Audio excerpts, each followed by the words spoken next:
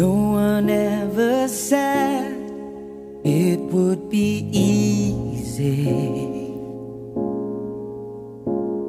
There's heartache in the storm, but it won't last forever. So when the sun goes down, I'll love you deeply. Our seasons are made for change, but my promise still remains. Only you alone, my today and all tomorrows. Only you alone.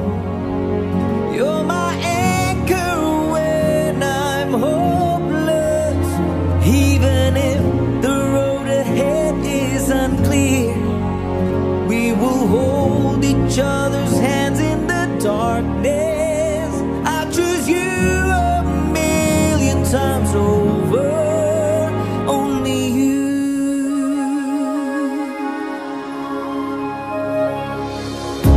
Love is just a word, but you gave it meaning. When laughter turns to tears, I'll hold you forever. Oh, 'cause you're the reason why my heart keeps beating. Oh, when days turn into years, my love will still be here.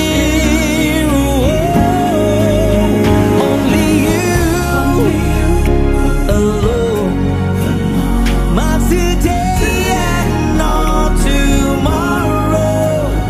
Only you alone. You're my anchor when I'm hopeless. Even if the road ahead is unclear, we will hold each other's hands in the darkness. I choose you a million times over. Only you.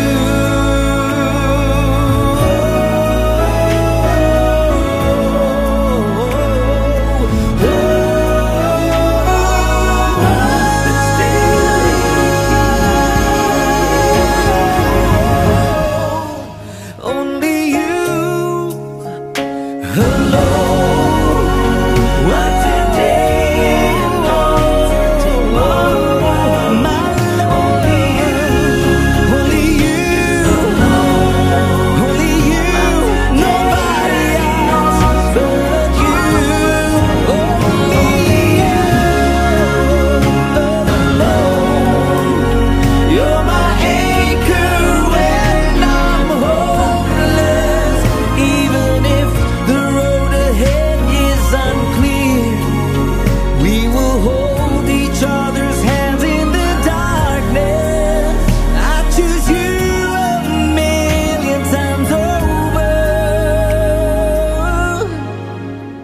Only you.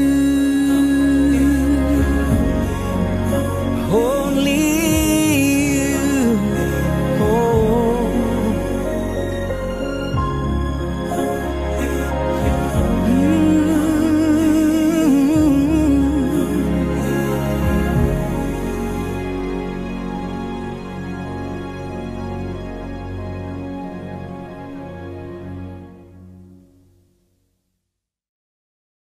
Lagu ini memberi pesan untuk semua pasangan agar kita mengingat kembali cinta mula-mula.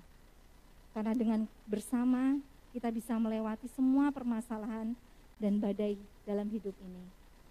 Karena hanyalah kamu selamanya.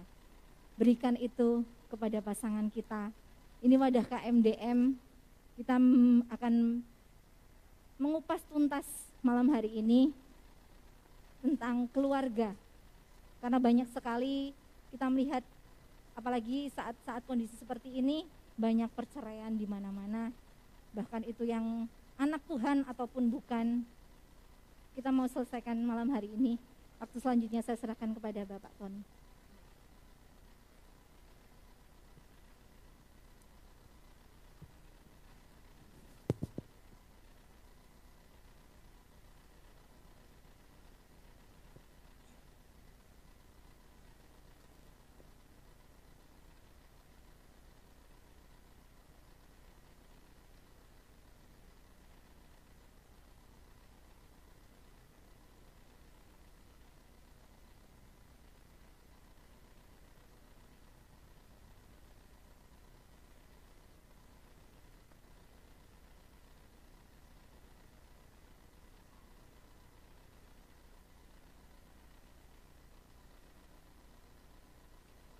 Baik, shalom.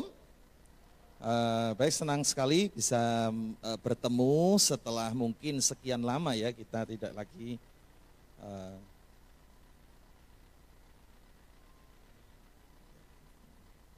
ini aja ya. Oh, ini aja ya, betul nih. Pakai ini aja.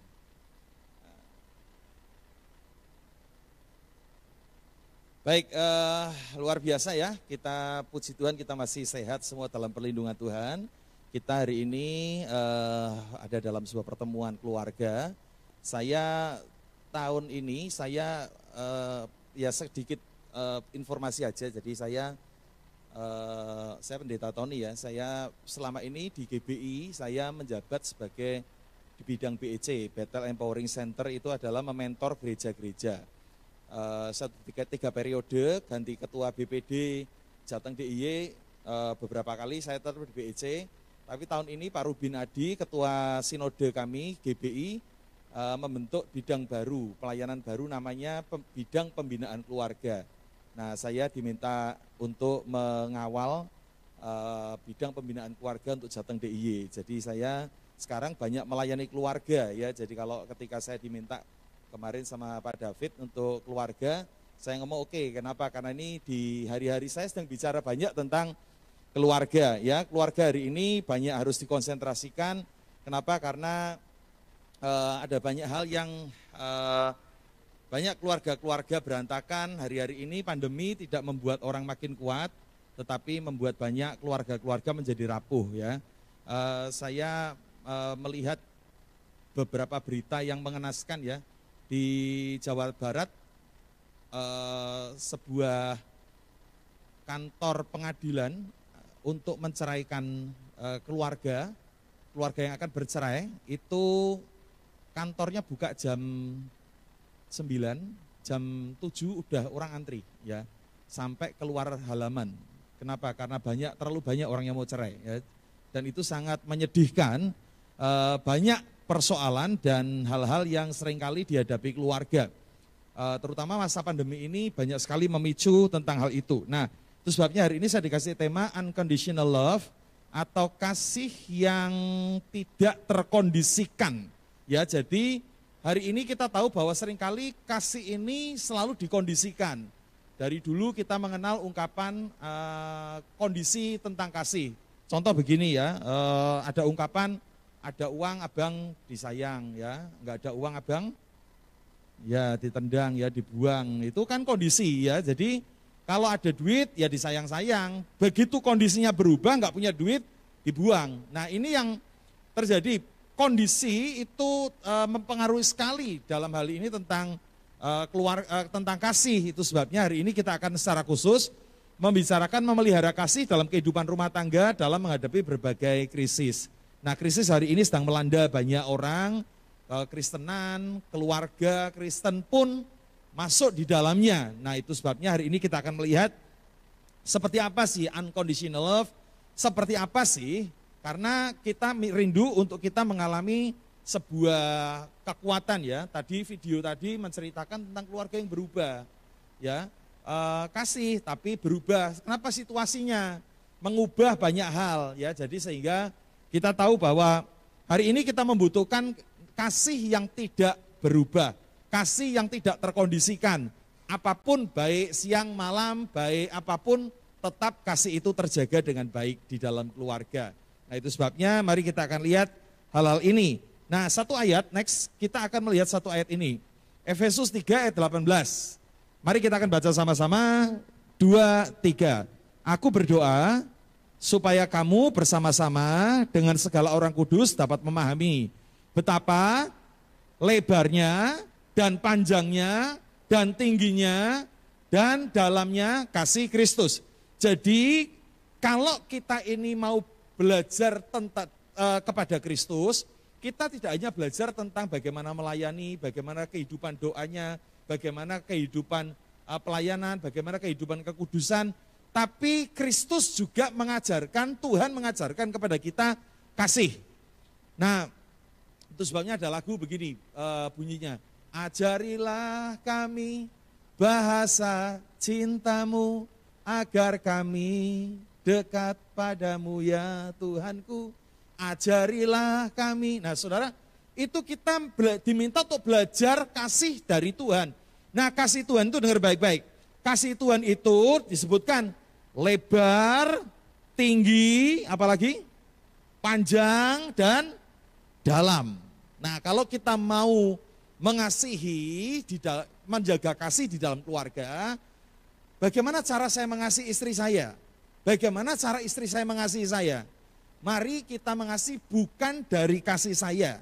Saya mengasihi istri bukan dasarnya karena kasih saya. Tapi karena kasih Kristus, kasih Tuhan yang dalam diri saya mengasihi istri karena kasih. Sumbernya dari kasih Tuhan. Kalau kita nggak punya sumber dari kasih Tuhan, nggak heran orang ngomong begini. Seperti tadi video tadi ya, kasihku udah habis. Mungkin aku udah masih cinta, tapi situasinya udah berubah. Udah kaku. Kenapa? Karena berubah.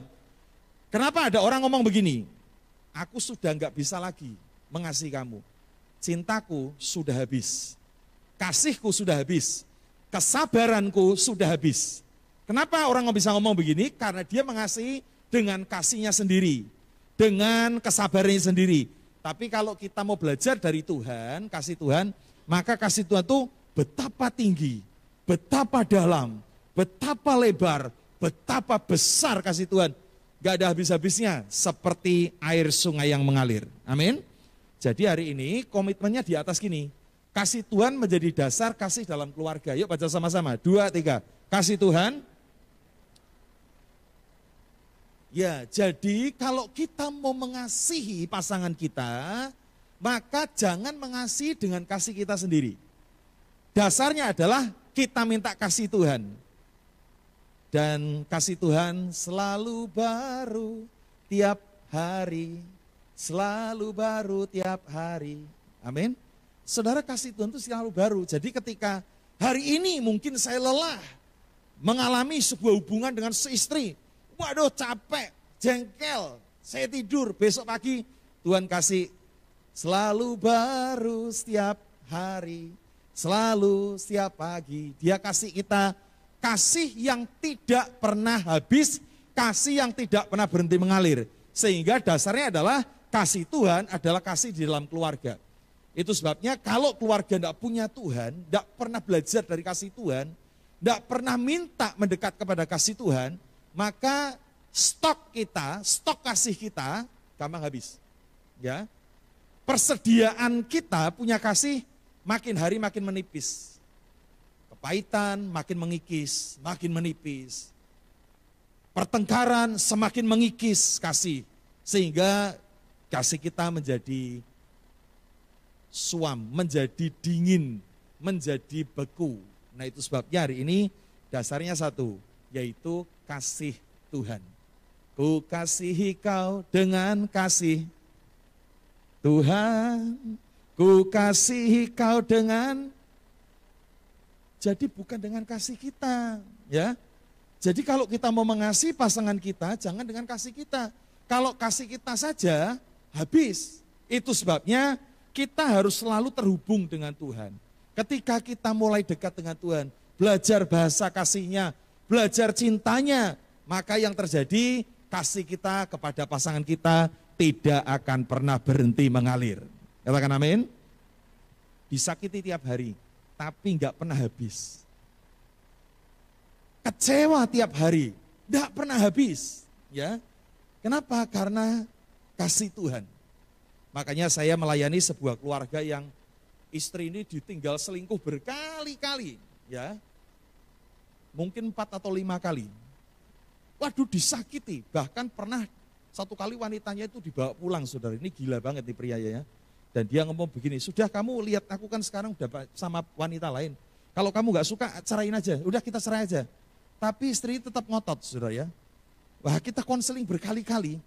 Sebagai manusia saya sempat gini ya, saya memancing memancing rasionalnya dia. Maksudnya begini, saya tidak membujuk dia untuk bercerai, tapi saya ngomong begini, kok kamu kuat sama pria kayak gini? Kok kamu bertahan? Loh, itu pertanyaan yang sangat normal, bener gak? 4 atau 5 kali wanita ini bolak-balik suaminya selingkuh dan tidak merasa salah, saudara. Anak-anaknya terluka, anak-anaknya tuh gemes lihat orang tuanya. Tetapi terus terjadi. Saya waktu di konseling saya ngomong gini, kok kamu kuat? Kok kamu bertahan? Pria gitu kamu itu mau gondeli apanya? Saya ini hanya bertanya ya, saya tidak ngomong, udah cerai aja, enggak ya. Saya menanyakan tentang kemanusiaannya, ya kan? Kok kamu kuat? Nah, yang hebat jawabannya begini. Karena Pak, kalau saya nggak punya Tuhan, saya udah ceraikan dia, udah tinggalin pria kayak gitu. Cuma saya ini punya Tuhan Yesus. Itu yang membuat saya bertahan, saya kacungi jempol, betul itu ya. Karena memang itu kuncinya ya. Orang ngomong bodoh kamu ini wah konyol, tapi ini yang terjadi. Dia mendasari mengasihi suaminya bukan dengan kasihnya sendiri, bahkan bukan menuntut kasih dari suaminya, tetapi dia mengasihi dari kasih Tuhan. Itu sebabnya hari ini kita akan belajar tentang kasih Tuhan, kasih yang tidak terkondisikan atau unconditional love. Ya, apa itu kasih Tuhan? Next, yuk kita lihat. Yang pertama, kasih Tuhan itu tidak berubah. Ucapkan sama-sama 2, 3. Kasih Tuhan tidak berubah. Yuk baca ayatnya Mazmur 117 ayat 2. 2, 3. Sebab kasih Tuhan hebat atas kita dan kesetiaan Tuhan untuk selama-lamanya. Kasih Tuhan itu hebat selama-lamanya, tidak berubah. Ya. Nah itu sebabnya satu hal yang indah untuk kita belajar, bahwa kasih Tuhan itu tidak berubah. Berapa banyak kita menikah dan kasih kita berubah. Ya. Tadi video tadi mengajarkan kita, kasih bisa berubah. Ya. Dalam kehidupan kita sehari-hari, bisa saja berubah. Saya ketemu, ini tidak ada masalah ya, ada orang anak rohani saya menikah setelah 5 tahun ketemu saya. Saya tanya, gimana setelah menikah? Jawabannya gini, ya biasalah, Pi, ya manggil saya Pi. Biasalah Pi, kayak kakak adik saja gitu ya. Ya sekarang ketemu tiap hari sudah kayak kakak adik. Saya ngomong, salah kamu. Ya, karena pernikahan tidak pernah dirancang untuk menjadi seperti kakak adik ya. Pernikahan nggak pernah dirancang menjadi seorang sahabat ya.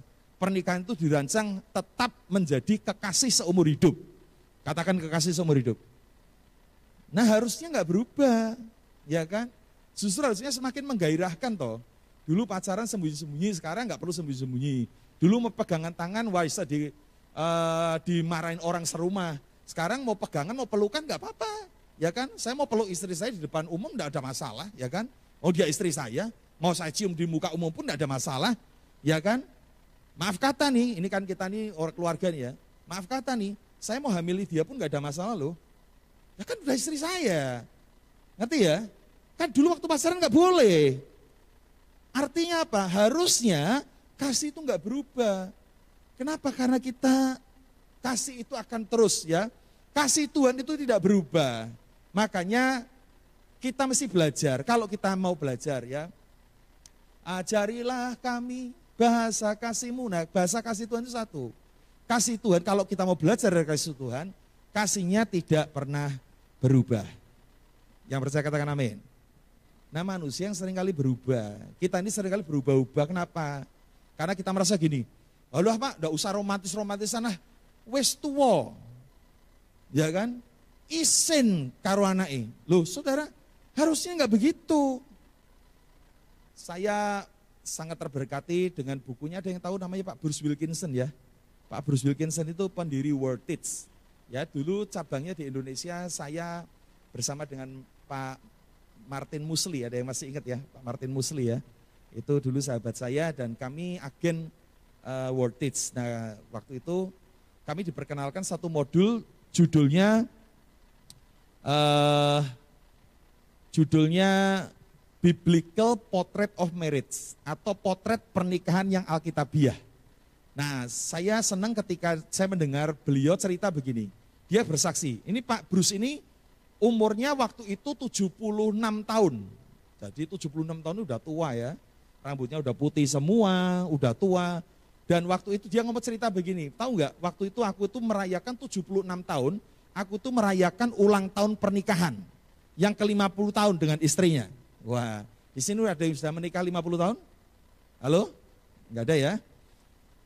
Dia merayakan 50 tahun pernikahannya. Nah, karena dia ada pelayanan di negara bagian lain di Amerika, tapi dia membuat jadwal untuk pulang supaya dia bisa bertemu dengan istrinya untuk merayakan ulang tahun pernikahan yang ke-50, kawin emas gitu ya. Nah, kemudian dia di sela-sela seminarnya dia minta izin panitia untuk pulang.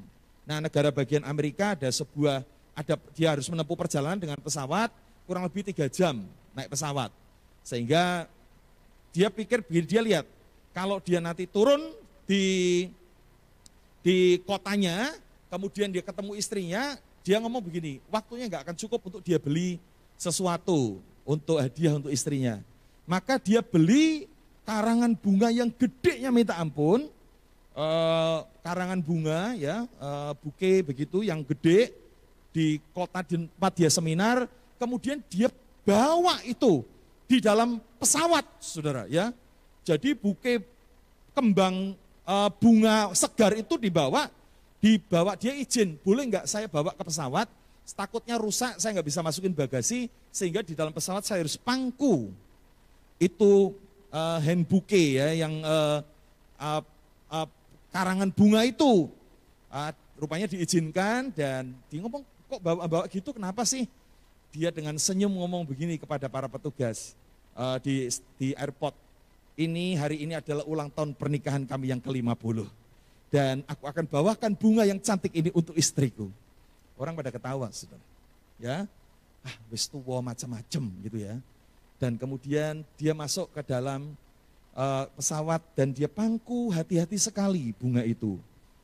Pramugari riwa-riwi dan dia menanyakan, kenapa sih? Boleh titipkan kami Pak, 3 jam Bapak bisa istirahat. Nanti kami jagain, enggak, saya mau jagai sendiri. Bunga ini saya takut rusak ya. Nah, orang-orang menanyakan, pramugari, orang-orang menanyakan, Bapak ulang tahun pernikahan? Iya. Ulang tahun pernikahan keberapa? Yang ke-50. Maka orang heran, loh kok ulang tahun 50 tahun, kok masih bawa bunga kayak gitu? Kayak anak muda saja, ya. Bapak ini aneh. Maka orang-orang di pesawat ngomong begitu. Bapak ini aneh. Wong sudah nikah 50 tahun kok masih kayak romantis, kayak anak muda saja gitu ya. Nah Pak Bruce menjawab begini, loh yang bener ini yang gini, gak berubah. Kalau kamu sudah menikah 10 tahun dan gak pernah bawain bunga lagi, berarti kamu berubah, kamu yang aneh. Ya, aku ini yang bener ya kayak gini, kamu yang berubah yang aneh. Dulu waktu kamu ngelamar istrimu, kamu bawa bunga. Sekarang kamu anggap biasa, nah itu yang berubah kamu, berarti kamu yang aneh. Ini yang seharusnya terjadi ya. Maka orang mulai disadarkan bagaimana kasih di dalam keluarga itu tidak boleh berubah karena kita belajar dari kasih Kristus yang tidak berubah. Amin. Mungkin saudara pada lagi begini, ya gimana saya nggak berubah Pak, pasangan saya sekarang omongannya nyelekit, omongannya pedes, ya, kayak lombok galak itu ya. Ngomongannya Pak, aduh nyakitin, gores hati. Gimana saya masih menghormati dia, dia sudah nggak mau kerja. Saya istrinya malah kerja nyukupi dia. Wah, kasih yang berubah dianggap sebagai sesuatu kebenaran, pembenaran. Tetapi hari ini kita belajar bagaimana kasih Tuhan itu kita harus belajar dari dia bahwa kasihnya tidak berubah. Ketika Tuhan berkata kepada orang-orang waktu itu, Tuhan Yesus berkata, aku mengasihi kamu. Orang-orang berkata, Hosana, Hosana, Yesus masuk Yerusalem. Orang menggelar jubah-jubah, menggelar daun palem. Hosana, Hosana. Yesus bersuka cita. Kasihnya kepada manusia diberikan. Selang beberapa hari, orang yang sama, kali ini bukan bawa daun palem dan berkata Hosana. Mereka kepalkan tinju dan berkata, salibkan dia, salibkan dia. Pertanyaan saya, kasih Yesus berubah enggak? Tidak berubah. Tetap kasihnya diberikan. Baik mereka ngomong Hosana maupun salibkan dia, tidak berubah. Artinya apa? Kalau kita mau belajar dari kasih Tuhan, harus siap dengan kasih yang tidak berubah. Nah sekarang, mungkin kita sudah menikah 20 tahun yang lalu. Mungkin kita sudah menikah 30 tahun yang lalu. Coba kita ingat apa yang biasa kita lakukan dulu waktu awal-awal kita menikah. Masihkah kita melakukannya? Dulu waktu tahun pertama pernikahan saja sih, kalau bangun tidur istrinya dicium. Sekarang sudah enggak ada, sudah sekian lama. Mulailah kembali lagi, harusnya tidak berubah. Nah, semua itu, kasih itu harus diwujudkan. Lewat apa? Ucapan. Ya enggak usah ngomong-ngomong lah Pak, malu. Itu kayak orang pacaran aja dulu, I love you, I love you. Ya, enggak usah lah. Udah yang penting dia tahu bahwa aku ini mencintai dia. Tuh. Cinta itu perlu diungkapkan, perlu diucapkan. Benar enggak? Benar enggak? Cinta itu hanya perlu hanya butuh dirasakan atau perlu diucapkan? Halo? Ya harus diucapkan dong ya. Coba misalnya nih, siapa namanya kamu? Ya? Sisil. Oke. Misalnya Sisil masih muda ya. Memang masih muda ya. Misalnya nih dia masih muda SMA nih atau kuliah. Ada orang yang jatuh cinta sama Sisil. Didatangi terus setiap hari ya. Diapelin di rumahnya, pokoknya 6:30 pasti nongol, nganter, makan malam, setiap hari SMS, WA ya, apa kabar, sudah makan belum Sil ya, terus memberikan perhatian terus begitu ya. 2 tahun, setiap malam datang, ya malam minggu apel, ngajak jalan-jalan, nonton bareng. 3 tahun. Apa yang kita harapkan? Apa yang Sisil harapkan? Apakah begitu-begitu terus? Halo? Kan pasti dia nyanyi, mau dibawa kemana hubungan kita, kan gitu toh? Ya kan? Kan pasti dia tanya, loh kamu ini cinta nggak toh sama aku? Kamu itu maksudnya apa tiap malam minggu itu datang? Kamu itu maksudnya apa? Kalau datang bawa martabak terang bulan, kamu bawa gorengan. Apa maksudmu ketika Valentine kamu bawain aku coklat? Lo maksudmu apa? Maka si cowok ngomong gini, ya dirasakan sendiri sajalah.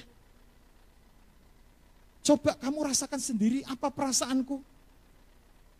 Loh, kamu perlu gak sih, kita nuntut gak sih untuk orang ini ngomong, I love you Sisil, misalnya begitu.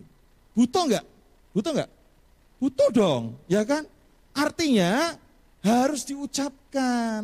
Saudara, hari ini engkau mungkin sudah menikah sekian lama. Mungkin itu sudah berubah, tapi beranikah kita kembali?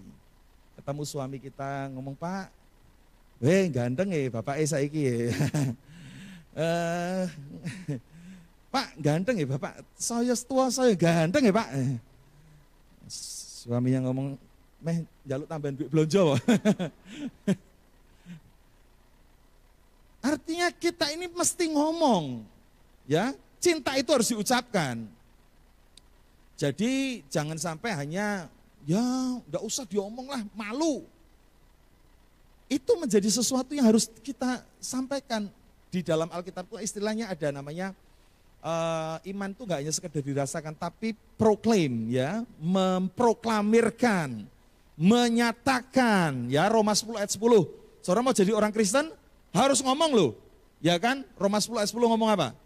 Dengan hati percaya, dengan mulut mengaku Yesus adalah Tuhan, maka kamu akan diselamatkan. Artinya saudara mau selamat pun harus ngaku loh, ngomong loh.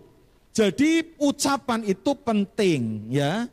Jadi tiap hari ya ngomong lah, ya, ngomong lah I love you, ya, pujilah, karena kata-kata itu sangat kuat, ya. Nah itu terus dijaga setiap hari, ya, supaya itu tetap membara di dalam kehidupan kita, ya. Yang kedua sikap, ya, yang berikutnya tindakan. Nah tindakan terus, tindakan ini penting ya, karena kita mesti harus tahu bahwa cinta tidak hanya sebuah romansa, ya, tapi saya kemarin ngajar di BPD, saya ngajar begini, bahwa ini adalah bagaimana kita mempertahankan cinta tetap membara di dalam keluarga. Ada poin 1, 2, 3 ya, kapan-kapan saya bikin seminar itulah, ya. Tapi satu poin saya memberikan ngomong begini, saatnya bagaimana kita mengubah, membuat cinta itu tetap membara. Salah satu poin yang saya sampaikan adalah mengubah romantisme menjadi tindakan praktis. Mengubah romantis menjadi tindakan praktis, ya. Jadi romantis itu tidak hanya sekedar bicara I love you, bicara ganteng, cakep, cantik, bukan. Tetapi romantis harus punya langkah berikutnya, yaitu tindakan praktis. Tindakan praktis itu apa ya? Kerja. Saya ngomong ke seminar keluarga, kita nggak mungkin ngomong I love you kepada istri kita, padahal kita nggak pernah kerja dan kita nggak pernah nyukupi kebutuhannya dia, ya kan? Nonsen. Kenapa? Karena cinta nggak bisa buat beli gudeg, ya. Cinta nggak bisa buat kita jalan-jalan ke Bali. Kalau beli tiket harus pakai duit, ya. Jadi, nah kenapa saya ngomong banyak hari-hari ini tentang bagaimana syarat di dalam keluarga itu orang harus kerja baik-baik, kumpulin duit banyak-banyak, untuk apa? Karena salah satu syarat kebahagiaan kita yaitu semua kecukupan, ya.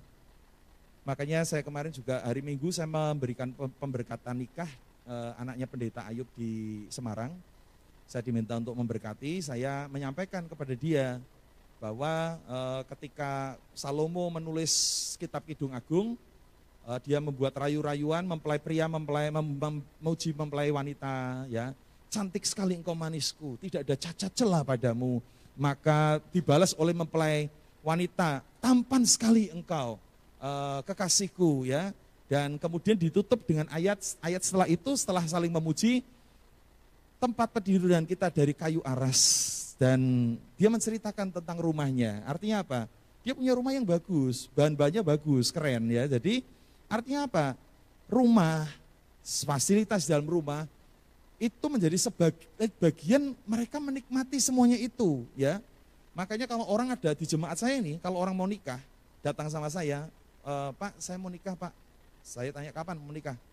2 bulan lagi saya nggak mau, ya. Orang harus lapor saya 8 bulan di depan, ya. Setahun di depan lebih baik, ya. Tapi paling cepat itu 8 bulan. Jadi orang nggak bisa mau menikah 2 bulan, Pak, depan 3 bulan, sorry, ya, nggak bisa. Harus, kenapa? Karena saya membimbing dia cukup lama, ya, untuk BPN, bimbingan pranikahnya. Nah, saya selalu pertanyaan saya pertama begini, sudah kerja belum? Berapa penghasilanmu? Saya tanya, ya kan? Sekarang kebutuhanmu apa aja? Oh, kredit motor, oh angsuran rumah, oh angsuran panci, oh angsuran kompor, oh angsuran semua, ya. Total angsurannya ada berapa? 5 juta, Pak. Oke, penghasilanmu berapa? Gaji saya 4 juta, Pak. Loh, berarti kurang 1 juta dong tiap bulan. Lah gimana? Tenang, Pak, saya akan berjalan dengan iman. Wah, saya nggak bisa, ya. Saya nggak bisa terima kayak gitu. Dengar baik-baik, ya. Itu namanya rohani yang kebablasan, ya. Pernikahan di atas kertas harus menang dulu tentang keuangan, ya kan? Lah nggak bisa dong, gajinya 4 juta tiap bulan, kebutuhannya 5 juta. Dan dia ngomong karena iman, oh bukan saya mengecilkan iman, saudara, ya. Tapi kita ini diberi hikmat, kamu tahu ke depannya sudah salah, Kamu tabrak, yang jangan salahkan kalau hidup kita susah. Makanya kita mesti harus terus mengusahakan yang terbaik, ya. Jadi saya selalu ngomong kepada orang-orang yang mau menikah, persiapkan keuangan dengan baik supaya kamu bahagia. Kenapa? Dengar baik-baik. Karena banyak orang cintanya berubah karena ekonomi yang hancur. Ya, walaupun sih kita ini diminta untuk tetap bertahan, apapun yang terjadi kita akan tetap mencintai. Itu. Tetapi faktanya, dengar baik-baik. Kalau tadi disebutkan banyak angka perceraian, ya saya setuju. Saya membuat survei di Jawa Tengah dan DIY. Angka perceraian naik drastis. Bahkan masa pandemi ini. Saya meneliti di sebuah daerah. Ada yang dari Wonogiri? Ada yang dari Wonogiri? Saya meneliti dari Wonogiri. Perceraian naik drastis. Kenapa? Ekonomi. Ekonomi. Alasan yang terbesarnya. Ya. Oh Pak, banyak di tempat kami perceraian, perselingkuhan. Saya waktu survei di Wonogiri saya sampaikan, orang nggak terima. Dia ngomong gini, Pak, banyaknya perselingkuhan Pak, bukan masalah ekonomi. Loh, kenapa perselingkuhan? Coba kita lihat. Di daerah Wonogiri itu banyak orang yang kerja jadi TKW ke luar negeri, ya, ke Hong Kong, ke Makau, kerja jadi TKW. Nah, karena dia pergi, suaminya ditinggal di rumah ngurus anak-anak. Jadi istrinya kerja jadi TKW, kirim duit ke rumah. Nah, rupanya di rumah suaminya tidak tunggu istri, mulai punya pikiran gila, akhirnya selingkuh. Ya, selingkuh. Istrinya tahu, wah selingkuh, balas sama istrinya juga di Hong Kong selingkuh. Jadi akhirnya mereka sama-sama selingkuh, cerai. Selingkuh toh Pak? Loh, lah kalau istrinya dulu nggak kerja di Hong Kong, mereka ketungguan nggak mungkin masalah-masalah begini akan kecil kemungkinan untuk keluar. Betul ya? Kenapa dia harus pergi ke Hong Kong? Ekonomi. Ya. Ekonomi yang hancur membuat mereka terpisah. Istri harus kerja di Hong Kong. Nah, itu sebabnya akhirnya mereka terbuka kesempatan untuk berselingkuh. Jadi inti utamanya bukan perselingkuhan. Inti utamanya adalah ekonomi, keuangan. Makanya ayo, berapa lama kita harus sudah menikah pun tetap usahakan kita tetap saling mengasihi, saling mencintai lewat apa sikap, ucapan dan perbuatan kita. Tetap kerja baik-baik ya. Persiapkan kehidupan kita. Baik, berikutnya cepat saja. Yang kedua, kasih Tuhan tidak bersyarat. Mari kita baca dua ayat ini. 1 Yohanes 4 ayat 19, 2, 3. Kita mengasihi karena Allah lebih dahulu mengasihi kita. Berikutnya, Roma 5 ayat 8, 2, 3. Allah menunjukkan kasih-Nya kepada kita oleh karena Kristus telah mati untuk kita ketika kita masih berdosa. Jadi Kristus mati untuk kita bukan ketika kita baik, ya. Jadi kasih Kristus, kalau kita mau belajar kasih Tuhan, ya kasih Tuhan tidak bersyarat. Jadi ketika kita ngomong begini, bagaimana aku bisa mengasihi suami saya Pak? Suami saya kalau ngomong kasar, ya, tidak pernah perhatian. Ada seorang istri ngomong sama saya, Pak, ngomong sama suami saya, mending ngomong sama tembok, dia ngomong gitu. Wes, tidak ada bedanya, dia ngomong. Tidak direspon. Nah, apapun itu kasih kita harus tetap mengalir, ya. Jadi kalau kita mau belajar, ajarilah kami bahasa cintamu. Nah, kita mesti belajar kasih Tuhan. Kasih Tuhan itu tidak bersyarat. Katakan amin. Jadi jangan menuntut syarat untuk kita memberi kasih. Jadi kita mengasihi suami, mengasihi istri. Jadi kasih dia tanpa syarat. Ya. Baik pada waktu suka maupun duka, baik dalam kelimpahan maupun dalam kesusahan, ya. Baik dalam sakit maupun sehat, baik waktu kurus, waktu gemuk, ya, waktu langsing, waktu langsung, semua tetap harus dicintai, ya. Biarlah kita menjadi pasangan-pasangan yang saling mencintai. Oke, yang ketiga, saya masih punya waktu 5 menit ya, 5 menit lagi. 5 menit ya, oke, next yang terakhir, nah ini terakhir nih ya. Mengusahakan kasih dalam keluarga ya, keluarga bahagia, nah ini dia. Kasih itu, keluarga bahagia, saya punya quotes nih ya, quotes ini saya sering ngomong di mana-mana, yuk ucapkan sama-sama yuk. Di keluarga bahagia bukanlah anugerah, yuk 2, 3, keluarga bahagia bukan anugerah, tetapi hasil usaha masing-masing pasangan dan anggota keluarga. Jadi begini, kalau kita ini pingin punya keluarga bahagia, atau saudara melihat orang yang punya keluarga bahagia, camkan ya, keluarga bahagia itu bukan anugerah. Keluarga bahagia itu bukan anugerah, tapi hasil usaha. Anugerah itu intinya saudara tidak berbuat apa-apa. Saudara diam dikasih, ya. Seperti keselamatan, siapa yang disalib, siapa yang dipukuli, siapa yang dikasih mahkota duri? Tuhan Yesus, saudaranya terima keselamatan saja, ya kan? Itu namanya anugerah.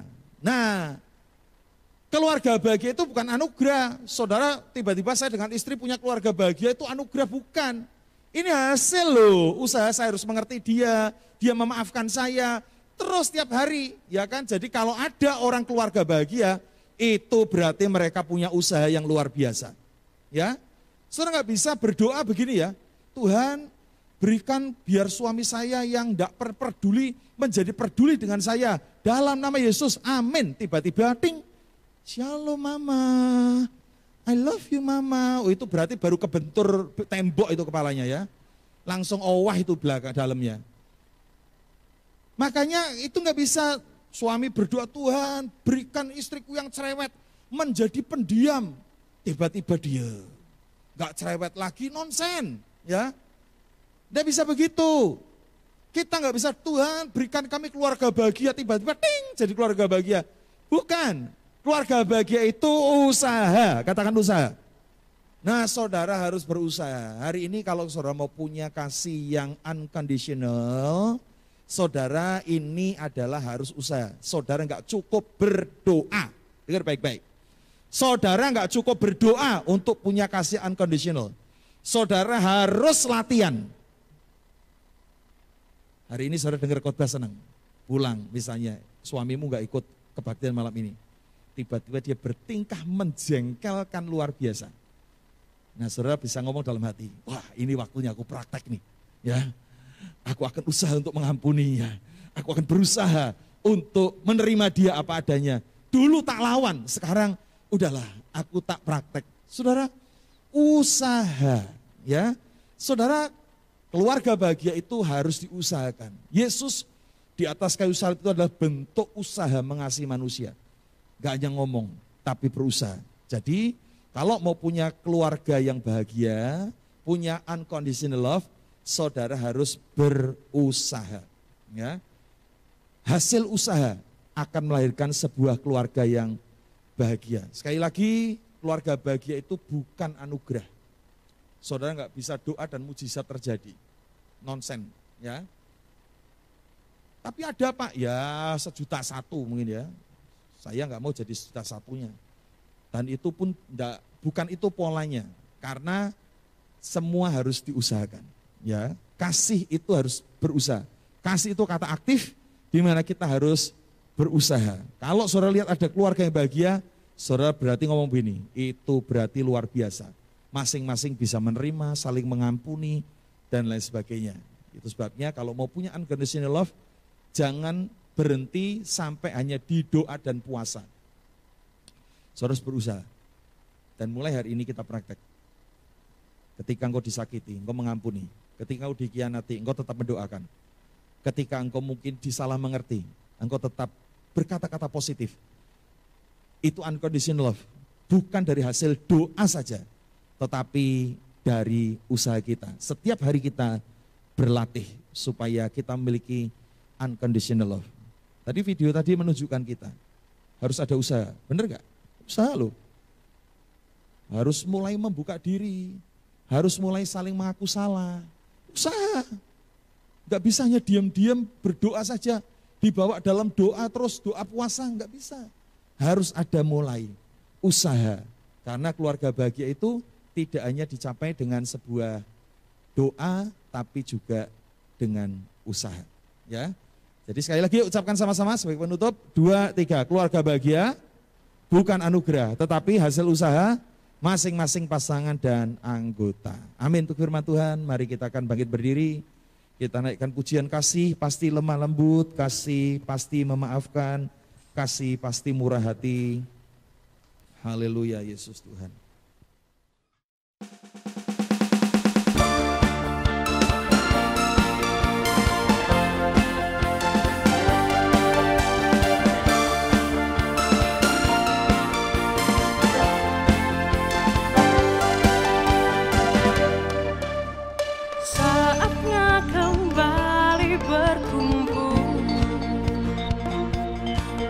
memenuhi panggilannya.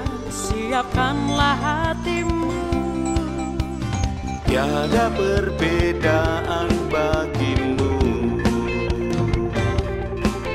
Kita keluarga muda dan dewasa muda, melangkah bersama dalam kasih-Nya. Kita saudara seiman dalam Tuhan. rasakan hadirat nyata, berkat anugerahnya tercurah. Layanilah Tuhan dan sesama dalam setiap waktu.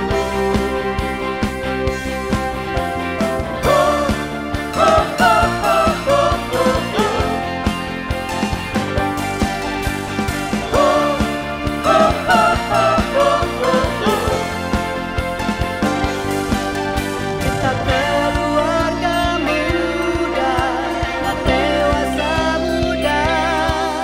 Kita keluarga muda dan dewasa muda. Melangkah bersama dalam kasih-Nya. Kita saudara seiman dalam Tuhan. Rasakan hadirat nyata, berkat anugerahnya tercurah. Layanilah Tuhan dan sesama dalam setiap waktu. Bersama KMDM, bersama KMDM,